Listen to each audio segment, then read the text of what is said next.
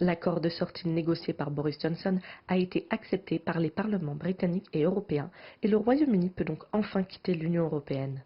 Mais cet accord ne fait pas tout. Le docteur Alan Weger, spécialiste de la politique britannique, explique que les négociations avec l'Union européenne sont loin d'être terminées. L'incertitude liée au Brexit est finie. Le Royaume-Uni quitte l'Union européenne le 31 janvier. Mais les discussions autour du Brexit ne sont pas finies. La forme que va prendre le Brexit va continuer de définir la politique britannique cette année et sera une part importante des discussions à Bruxelles. Il y aura beaucoup de votes sur la nature de la relation future entre le Royaume-Uni et l'Union européenne. Le Royaume-Uni veut-il rester aligné à l'Union européenne ou souhaite-t-il prendre ses distances et se rapprocher du Royaume-Uni? Ce sont les grandes questions auxquelles le Royaume-Uni doit faire face cette année. Le Royaume-Uni a en théorie jusqu'au 31 décembre 2020 pour définir les accords commerciaux avec l'Union européenne, qui est bien décidée à protéger ses intérêts. On le voit, l'importance des enjeux est majeure.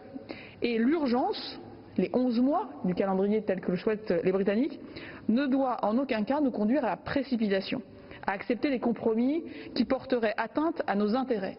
Un accord commercial, c'est un accord qui dure sur plusieurs décennies. Et nous devons nous assurer de faire toujours primer les enjeux de fond, les enjeux de contenu, sur les enjeux de calendrier. L'unité des 27 doit être préservée sur les intérêts particuliers. Et le risque existe, il est vrai, que les négociations ne soient pas achevées le 31 décembre 2020. Le risque existe également que les Britanniques ne demandent pas une extension pour avoir une période de transition qui puisse durer plus longtemps.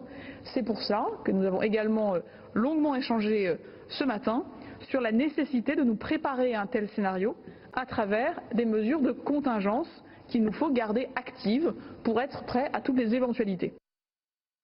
Le Royaume-Uni et l'Union européenne doivent encore trouver un terrain d'entente sur des questions commerciales essentielles.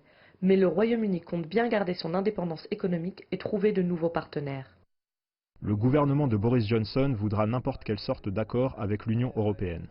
À cause du calendrier restreint, il voudra le moindre petit accord pouvant éviter le no deal à la fin de l'année.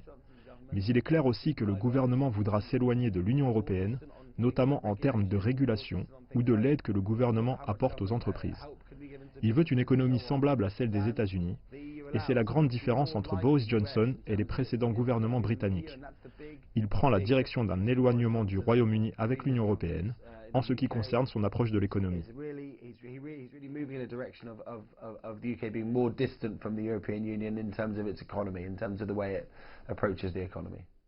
Le Royaume-Uni s'est enfin sorti de l'impasse politique dans laquelle le Brexit l'avait plongé, mais il n'en a pas pour autant fini avec les négociations. Boris Johnson a désormais jusqu'à la fin de l'année pour trouver un accord commercial avec l'Union européenne, un véritable tour de force politique qui n'exclut pas la possibilité d'un no deal.